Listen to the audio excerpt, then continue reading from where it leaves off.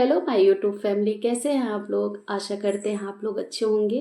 और आज हम कुछ विशेष विषय पे आप लोगों से बात करना चाहते हैं कि कुछ ऐसी महिलाएं जिनकी शादी हो गई है और ससुराल में हैं, सारी जिम्मेदारियां भी निभा रही हैं, लेकिन उनके मन में ये कसक है कि ससुराल वाले हमारा साथ नहीं दे रहे हैं। अगर आपके मन में ये है तो आप ये मत सोचिए कि आप अकेले हैं। आप बिल्कुल अकेले नहीं हैं। ऐसे बहुत से लोग हैं जिनके ससुराल वाले उनके सपनों के लिए साथ नहीं देते हैं। बहुत कम ही अपवाद स्वरूप ऐसे लोग हैं जो साथ देते हैं। साथ देने का हमारा ये मतलब नहीं है कि मायके के जैसे आपको स्वतंत्रता मिलेगी। आपको स्वतंत्रता नहीं मिलेगी, ठीक है। आप खुद से अपने बारे में सोचिए। कुछ चीज़ें हैं जो आज हम आप लोगों से बताना चाहते हैं कि किन किन चीज़ों पे आप ध्यान दे करके आप अपने जीवन को सुधार सकती हैं, जीवन को एक सही रास्ते पे ला सकती हैं, ठीक है। अगर आप ये सोच रही हैं कि हम मतलब एक नौकरी पाना ही हमारे मतलब जीवन का उद्देश्य है, हम मानते हैं कि हाँ, एक नौकरी पाने से आपके भविष्य में आर्थिक जो समस्या है वो ठीक हो जाएगी। बट मान लीजिए दुर्भाग्यवश आपको नौकरी नहीं मिलती है, आपके मन में तब भी जो सुकून रहेगा ना, आप यकीन मानिए हमारा, वो सुकून आपको कहीं नहीं मिलेगा। अगर आप पूरे घर की जिम्मेदारियां उठा रही हैं, अपने बारे में बिल्कुल नहीं सोच रही हैं, तब भी आपको वो सुकून नहीं मिलेगा। आपके बारे में लोग वैसा ही बोलेंगे, वैसा ही आपको ट्रीट करेंगे, बल्कि उससे बदतर आपको ट्रीट करेंगे। तो आप सबसे पहले अपने बारे में सोचिए कि हमें करना क्या है। अगर आप एक पढ़ने वाली महिला हैं, आप आगे तैयारी करना चाहती हैं, तो सबसे पहली बात कि आप अपने घर में कोई ऐसे ऐसे कमरे को ऐसे मतलब कुछ तो ऐसे घर में तो कोई ना कोई ऐसे कोना रहता ही है जहाँ आप अकेले वहाँ पढ़ सकती हैं। मान लीजिए आपके पास टेबल चेयर नहीं है, कोई ऐसा कमरा नहीं है, आपका खुद का कमरा है, आपका खुद का बेड है। आप वहाँ बैठ कर के आप बेड के एक रैक में सारी अपनी किताबों को संजोकर अच्छे से रख के, मतलब इतने अच्छे से सब चीज़ें सिस्टमेटिक। देखिए, घर में अगर सारी चीज़ें साफ सफाई रहती हैं, सब जगह सब चीज़ें अपनी अपनी जगह रहती है ना, तो एक सकारात्मक एनर्जी मिलती है आपको। आप वहाँ उस कोने पे अपने समय को ज़्यादा से ज़्यादा वहाँ अपने समय को बिताइए। और दूसरी बात, लोग क्या कहते हैं आपके बारे में, उनकी बातों पे बिल्कुल ध्यान मत दीजिए और उनकी बातों को आप सुनिए भी मत। फालतू में सुन के आप अपना समय क्यों गंवा रही हैं। जब तक आप वहाँ वहाँ खड़ी होकर सुनेंगी उनकी बातों पर, छुप कर सुनेंगी, तब तक आप उस कोने में बैठ करके अगर आप पढ़ेंगी ना, तो आपको जो खुशी मिलेगी, आप अपने सपनों के एक कदम, दो कदम, तीन कदम ऐसे ऐसे ऐसे ऐसे आप आगे बढ़ती हुए चली जाएंगी। ना कि खड़े होकर के जितना समय आप गंवाएंगी, आप बिल्कुल उतना पीछे होती जाएंगी, मतलब एकदम डीमोटिवेटेड होती जाएंगी। आपके मन में आपकी मानसिक स्थिति ऐसी हो जाएगी कि सुन सुन के कि हाँ, हम चले पूछे अब उनसे कि उन्होंने हमें ऐसा क्यों बोला।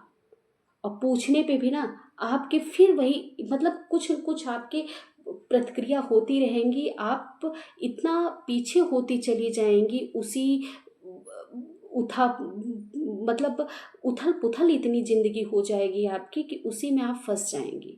तो हमारा यकीन मानिए, कौन क्या कहता है, कैसे कहता है, क्यों कहता है, किस लिए कहता है, कब कहता है, किससे कहता है, इन सब चीज़ों पे बिल्कुल ध्यान मत दीजिए। फ़ोन में एक सिस्टम होता है ब्लॉक करने का।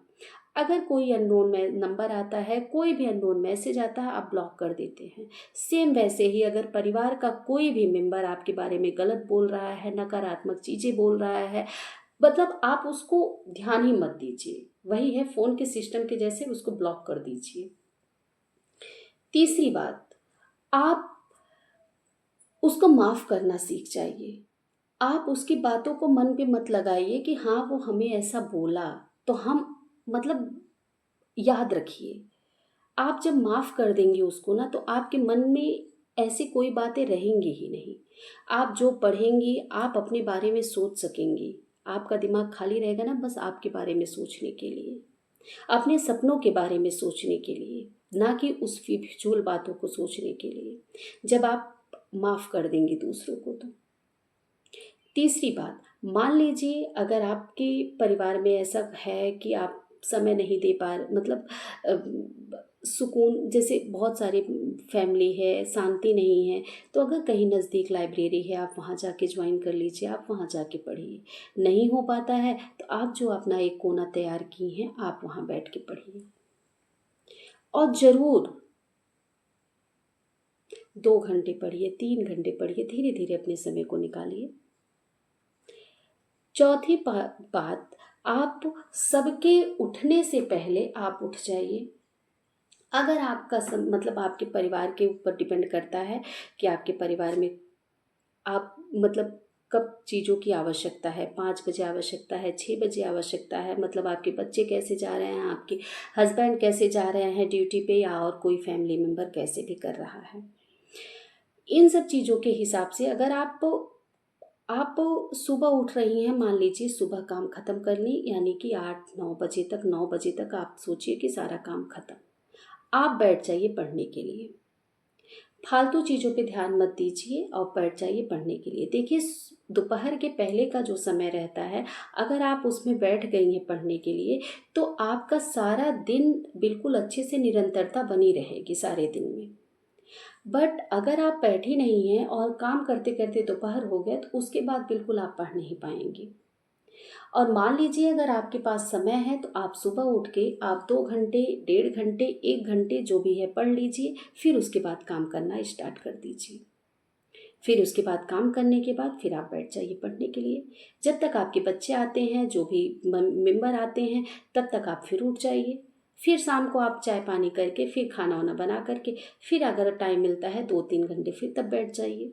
ऐसे ऐसे करके देखिए, आप अपने लिए बिल्कुल 5 घंटे 6 घंटे ज़रूर निकालेंगे। और इस समय के आने वाले जो भी प्रतियोगिता है, प्रतियोगी छात्र हैं, उनके बीच में आप ज़रूर एक सीट अपना ले लेंगी। और तब देखिए आपको जो सुकून मिलता है, जो बोलने वाले हैं ना वो वैसे बोलते रहेंगे। और चौथी बात, कुछ चीज़ों को मना करना सीखिए, सारी चीज़ों को अपने ऊपर मत लीजिए। देखिए हम मानते हैं कि शुरू से ही हमें ये सिखा दिया जाता है कि आप एक बहू हो, आपके ऊपर सारी जिम्मेदारियां हैं, मायके से ही ऐसी चीज़ें रहती हैं कि आपको जाने के बाद ऐसे ऐसे करना होगा।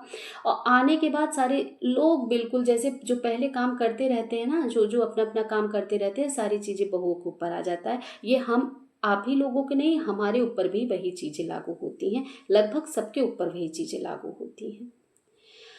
तो हम मानते हैं कि आपका काम है खाना बनाना, घर की साफ सफाई करना, लोगों को ध्यान देना, आपके जो बड़े बुजुर्ग हैं उनका ध्यान देना।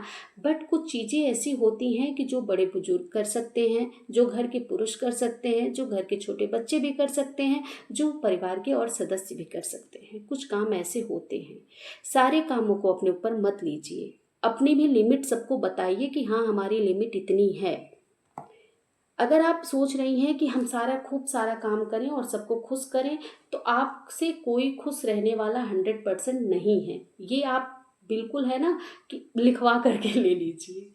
मतलब कुछ न कुछ कमी आपकी आपकी ज़रूर रहेगी। तो इससे अच्छा है आप अपने भी बारे में सोचिए। जब आप अपने अंदर से खुश रहेंगी ना, तभी आप दूसरों को भी खुश कर सकेंगी। आज से इन सब चीज़ों को ध्यान दीजिए। और सबसे लास्ट बात, अनुशासित रहिए।